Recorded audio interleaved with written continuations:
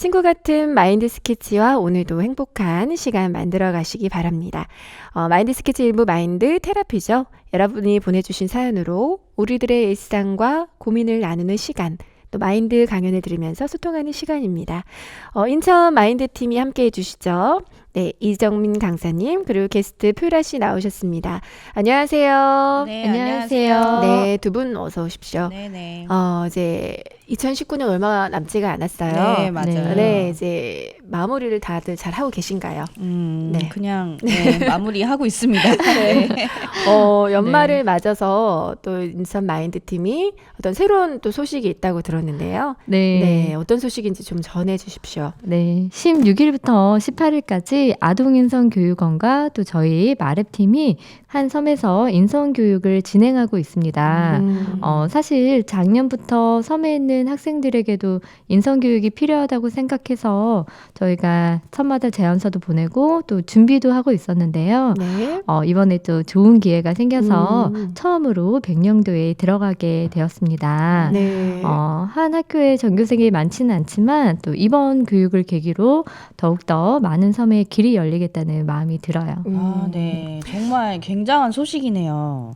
그 나중에 다녀오시면 어떻게 됐는지 꼭 알려주세요. 네. 꼭 알려드리도록 하겠습니다. 네. 그러면 앞으로의 이제 섬에 대해서 계속 진행을 하시는 건가요? 네, 아무래도 이제 인천에 섬이 많다 보니까요. 그렇죠, 많죠. 네, 저희가 섬마다 적극적으로 홍보도 하고요. 또 음. 교육을 계속해서 나가려고 또 준비를 하고 있습니다. 네, 마인드 강사들을 만나는 아이들의 웃음소리가 이제 여기까지 들리는 것 같은데요. 많은 아이들에게 행복을 주신다니 정말 좋은 일을 하고 있으신 것 같습니다. 네. 행복을 주는 마인드 스케치, 그럼 오늘은 사연 읽고 또 시작하겠습니다.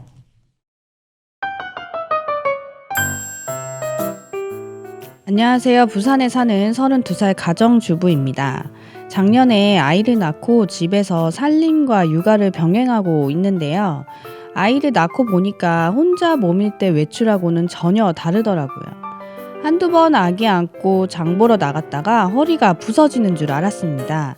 모든 살림은 집안에서 해결했습니다. 장 보는 것도 무조건 인터넷으로 주문해 택배를 시켰고 아기 용품이나 집안에 필요한 모든 것을 인터넷으로 해결했습니다. 요즘에는 당일에도 택배 배송이 되니 바로바로 받아볼 수 있어서 너무 편했어요. 하루에 5, 6개는 기본적으로 택배가 옵니다. 이렇게 외출을 안 하다 보니 남편이 그러다 우울증 걸린다며 맛있는 거 먹으러 가자고 하는데도 귀찮습니다. 나가려면 머리도 만져야 하고 화장도 해야 하고 그냥 남편에게 시켜 먹자고 이야기했는데요. 모든 게 배달되는데 굳이 나가야 할 필요가 있을까요? 어느 날은 남편이 싱크대를 열어보며 화를 내더라고요. 똑같은 물병이 도대체 몇 개나 되냐고 뭐라고 합니다. 왜 필요 없는 걸 이렇게 사들이냐면서 불같이 화를 냈습니다. 저는 용도별로 다 필요하다 생각하는데 왜 화를 내는지 이해가 안 가더라고요. 또 장롱에서 뜯지 않고 쌓아놓은 택배 봉투를 보면서 도대체 뭐가 있는지 알고나 사는 거냐면서 왜 필요 없는 것을 계속 사냐고 잔소리를 합니다. 저는 언젠간 필요하겠다 싶어서 세일할 때 사놓는 건데요. 이런 일로 남편과 계속 싸움이 됩니다. 어느 날 딸이 어린이집에서 그림을 가지고 와서 엄마를 소개하는 그림을 그리고 발표도 잘했다고 칭찬을 받았다고 합니다.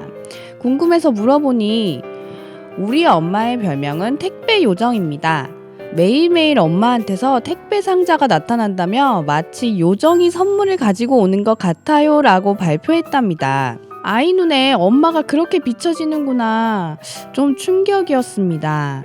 좋은 엄마가 되고 싶은데 요즘 마음이 안 좋아요. 남편하고도 계속 다툼이 되는데 이렇게 편하고 좋은데 뭐가 잘못된 걸까요? 잘 모르겠습니다. 도와주세요.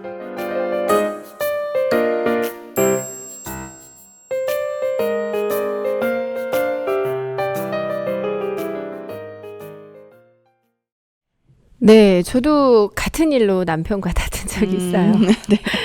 남편은 뭐가 왔는지도 모르면서 네. 막 그만 좀 시키라고 하더라고요. 네. 음. 주부들은 이제 장 보면 무겁기도 하고 배달을 좀 많이 시키는 그쵸. 편이죠. 예, 저도 그런데. 근데 사연 주신 분은 좀 안 뜯은 포장 상자가 그대로 장롱에 있다고 하니까 어떻게 좀 하면 그럴 수 있죠? 중독 네. 수준이 아닌지 우려가 됩니다.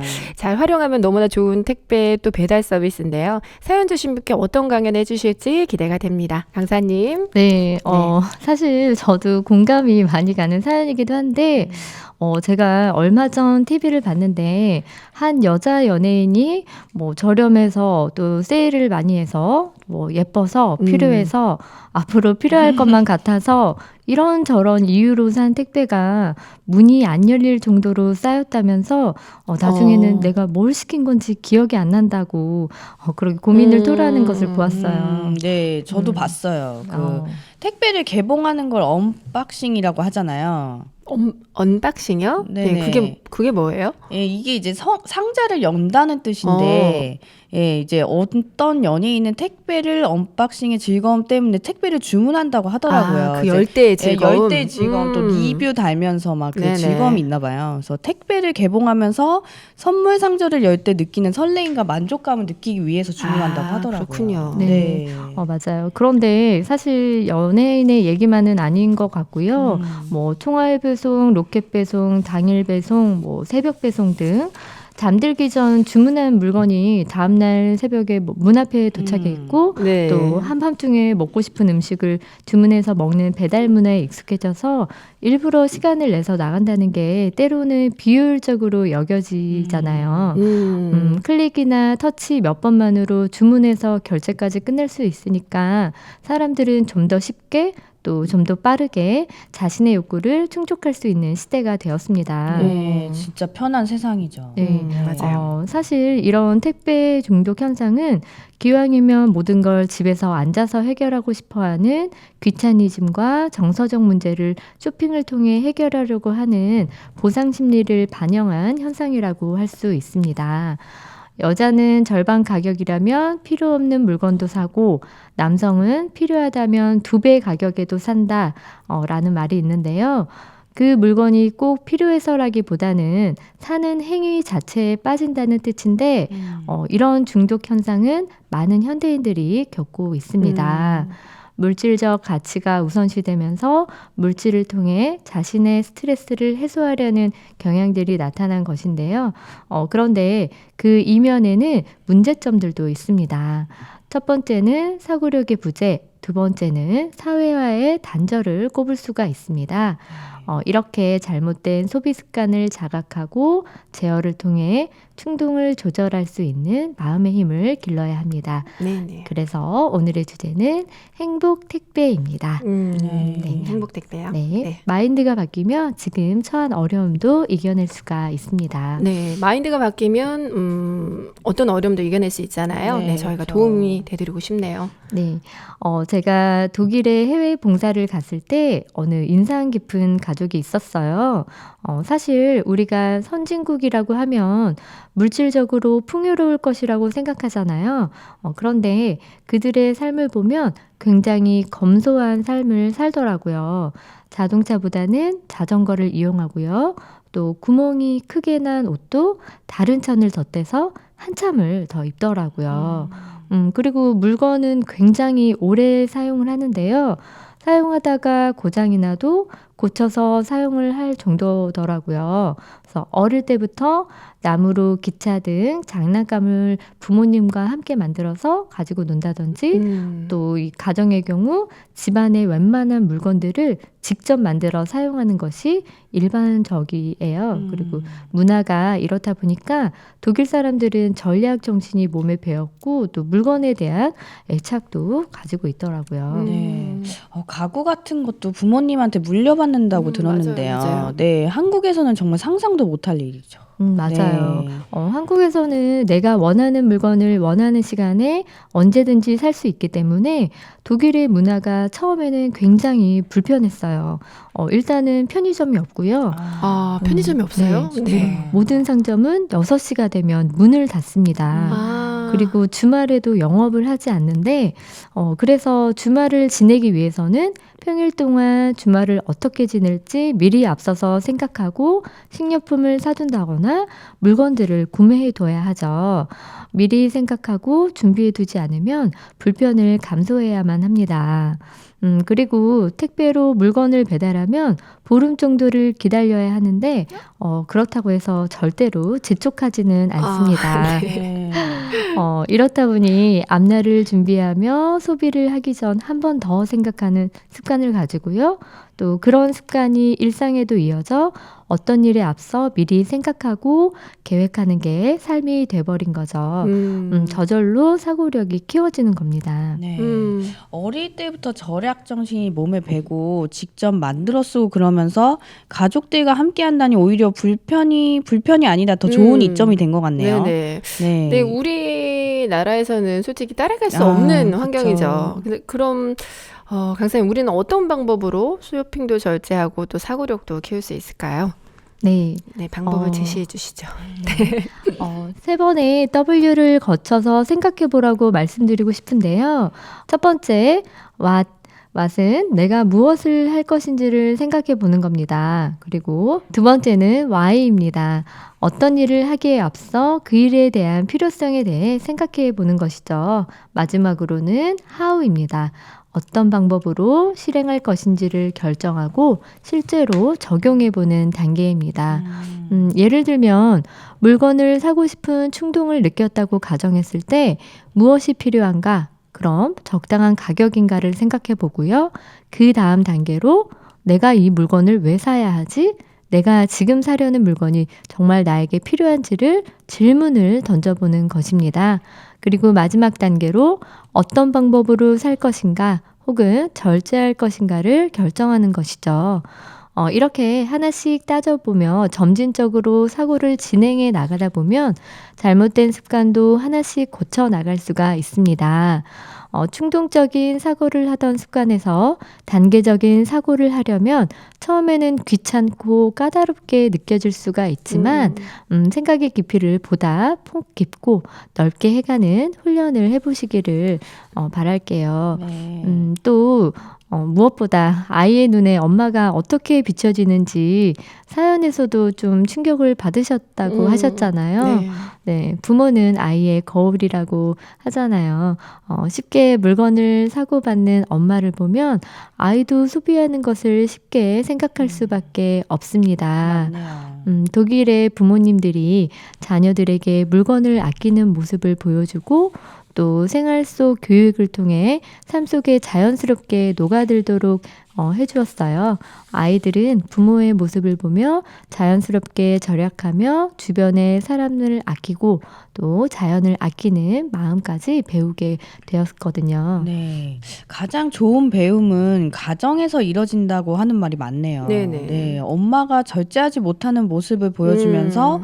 아이에게 절제하는 삶을 살라고 하는 건 말이 안 되잖아요. 맞아요. 네. 근데 절약하는 방법을 이제 가족끼리 실천할 수도 있는 것처럼 이 쇼핑 중독을 이겨낼 수 있는 방법도 함께 해결해 나가면 좋지 않을까요? 네, 맞습니다. 심리학자 브루스 알렉산더 박사는 쥐를 대상으로 약물 실험을 실행했는데요. 쥐를 한 마리 데려다가 철창에 놓고 물병 2개를 주었습니다. 하나는 그냥 물, 또 다른 하나는 헤로인 혹은 코케인을 넣은 물이었습니다. 거의 모든 경우에 쥐는 약물이 들어간 물에 집착하게 됩니다. 그러고는 죽을 때까지 조금 더 마시려고 약물병에 매달리는데 그런데 1970년도에 심리학자 브룩스 알렉산더가 이 실험에서 무언가 이상한 점을 발견했습니다. 쥐가 철창에 혼자 갇혀 있다는 점이었는데요.